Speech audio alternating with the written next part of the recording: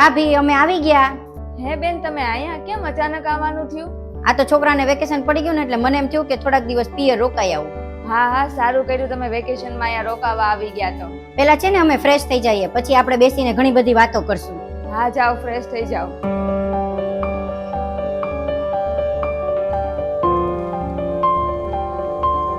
જો તો ખરી મહારાણી આખું બેગ ભરીને આવ્યા છે, જાણે 1 મહિનો અહીંયા રોકાવાના હોય, પણ 2 દિવસથી વધારે અહીંયા રોકાવા નહીં દો. કંઈક તો કરવું પડશે. શું કરું? પેલા આને ફોન કરી દઉં. હેલો, આ તમારા બેન આવ્યા છે આખો મોટો થેલો ભરીને, જાણે 1 મહિનો રોકાવાના હોય ને એવું લાગે છે. એટલે તમે તમારી ભાષામાં સમજાવી દેજો કે 1-2 દિવસમાંથી અહીંયા વયા જાય. અને જો મારે એવી કોઈ મગજમારી કરવી નથી ને મારે અહીંયા કઈ રાખવાના ધંધા કરવા નથી, એટલે તમે કહી દેશો કે હું જ કહી દઉં? સારું, તમે આવીને સમજાવી દેજો. મૂકું.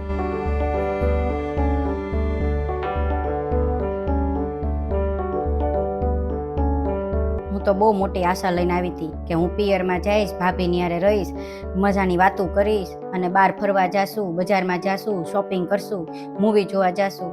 પણ અહીંયા તો એવું કાંઈ નથી. પણ કાંઈ વાંધો નહીં, હવે હું મારા સાસરે જ વહી જાઉં. ભાભી છે ને અત્યારે જ તે મારા ઘરે નીકળવું પડશે. મારા સાસુનો છે ને ફોન આવ્યો હતો, એ છે ને પડી ગયા છે, તો એની તબિયત ખરાબ થઈ ગઈ છે, એટલે હવે મારે વધારે નહીં રોકાવાય. અરે એવું થોડી ના હોય, હમણાં તો તમે આવ્યા છો ને, એમ થોડા વયો જવાય. આ વખતે છે ને મારે રોકાવાનો મેળ નહીં આવે. હવે જ્યારે બીજી વાર આવીશ ને ત્યારે રોકાઈશ, અત્યારે અમે નીકળીએ. હા, વાંધો નહીં, તમારા ઘરે પ્રોબ્લેમ છે ને એટલે હું વધારે નહીં કહું. હા, શાંતિ. આ વખતે તો કીધા વગરના ધોયા ગયા. સારું થયું. મમ્મી કેમ આપણે ત્યાં રોકાણા નહીં? તું કેમ ખોટું બોલી? દાદીને તો કાંઈ ફોન નતો આવ્યો.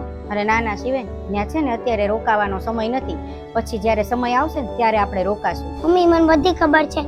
મામીએ ફોન કરીને મામાને એમ કીધું ને અહીંથી કાઢવાની વાત કરીને આપણને બેન, એટલે આપણે નીકળી ગયા. હા શિવેન, ઈ આપણને રાખવા ન માંગતા હોય તો આપણે પરાણે થોડી રહેવાય. મમ્મી હવે ખબર પડી ને તને, આપણું કર્મ છે ને ગોળ ફરીને આપણી જ પાસે આવે છે. તું કેવા શું માંગે છો? ગયા વેકેશનમાં ફોઈ આપણા ઘરે આવ્યા હતા તો તે પપ્પાને ફોન કરીને કીધું તું કે એને નથી રાખવાના, અહીંથી કાઢો ગમે એમ કરી. એટલે મામી હવે તને કાઢવા હાટુ મામાને ફોન કરીને કીધું.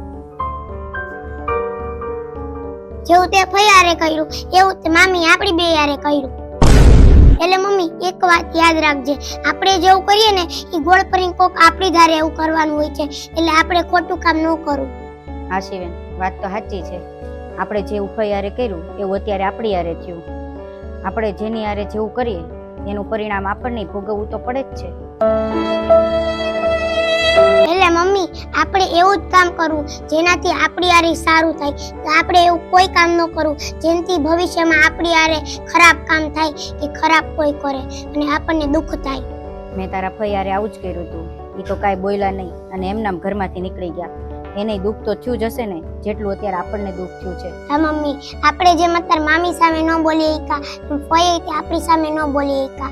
અને ફઈને ખબર પડી ગઈ હશે કે તું પપ્પા હારે એમ વાત કરતી હતી કે એને કાઢવાના છે, એને નથી રાખવાના, એટલે એ દુઃખી થઈને તને કીધા વિના વયા ગયા.